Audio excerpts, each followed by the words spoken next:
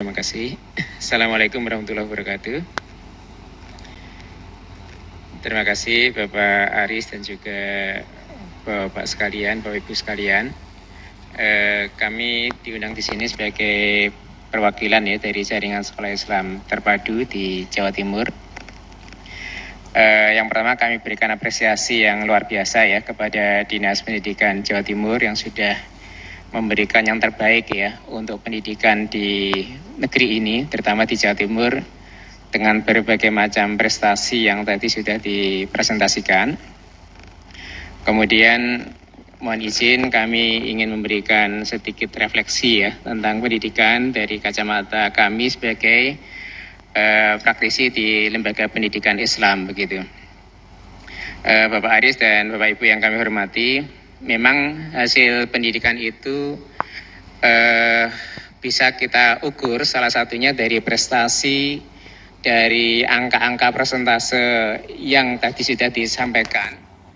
Tapi sebenarnya buah dari pendidikan itu sebenarnya juga bisa kita lihat dari bagaimana kondisi kehidupan murid-murid kita ketika mereka sudah keluar dari sekolahnya, ketika mereka bergaul dalam kehidupan di masyarakat.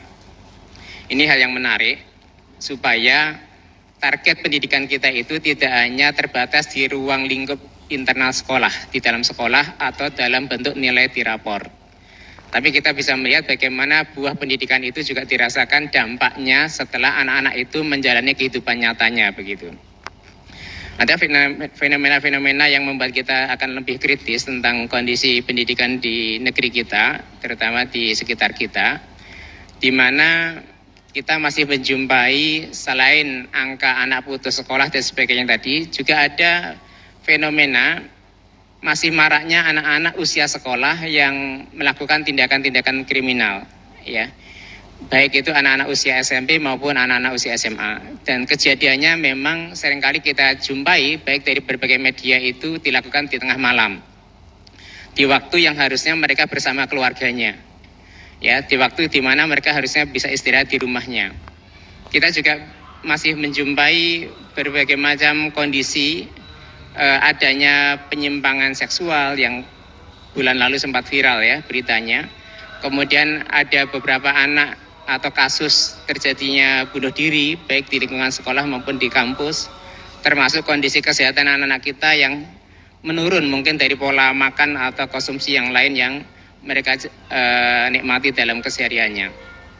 Maka dari berbagai macam fenomena itu ada beberapa unsur yang memang harus kita perhatikan ya terkait dengan pendidikan anak-anak kita.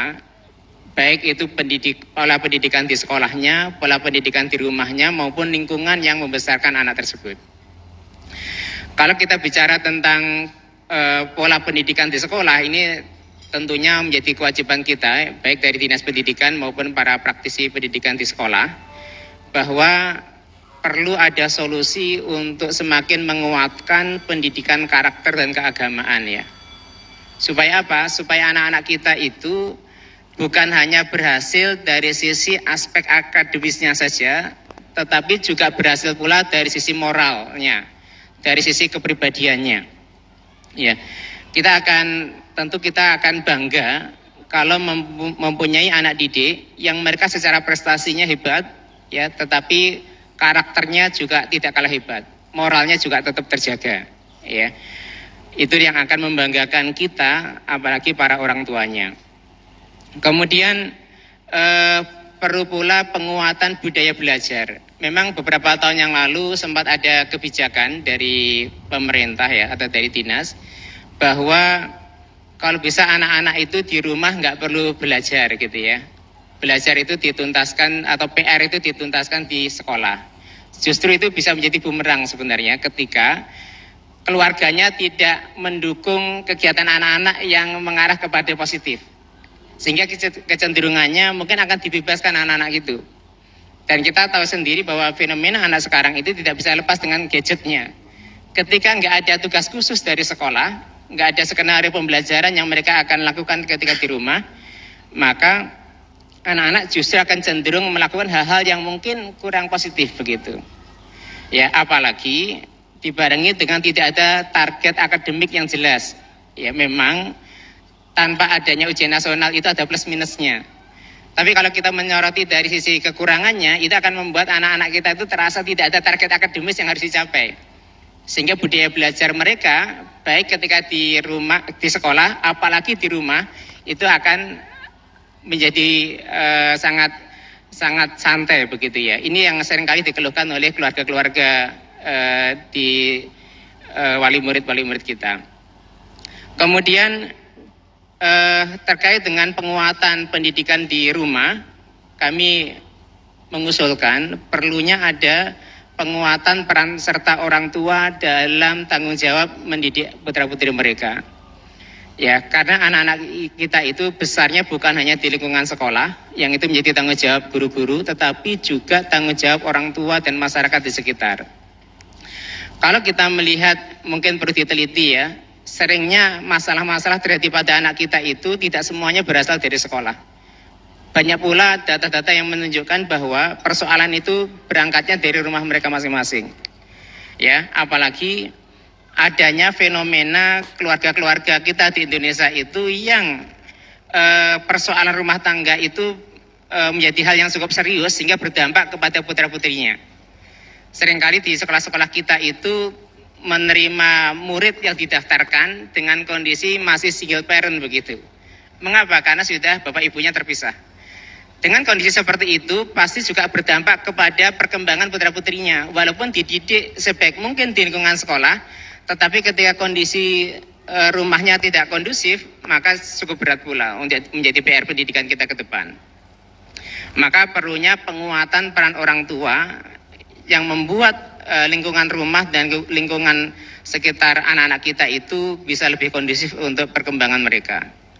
Kemudian yang terakhir, kami juga memiliki harapan besar agar anak-anak kita itu punya harapan besar agar ketika lulus dari sekolah nanti itu ada harapan bisa bekerja, ada harapan yang lebih besar untuk bisa menikmati kehidupannya dengan lebih layak.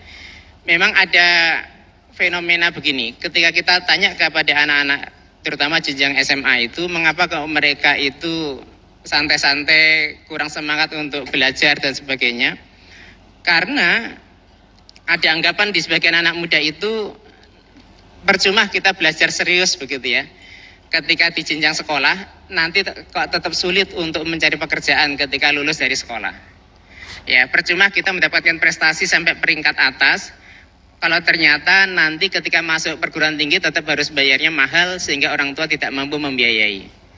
Ya, itu yang mungkin menjadi PR kita ke depan. Tapi intinya adalah bagaimana kita menguatkan pendidikan karakter untuk anak-anak kita dan juga membuat lingkungan belajar itu semakin kondusif baik di lingkungan sekolah maupun di lingkungan rumah anak-anak masa depan kita. Terima kasih. Assalamualaikum warahmatullahi wabarakatuh.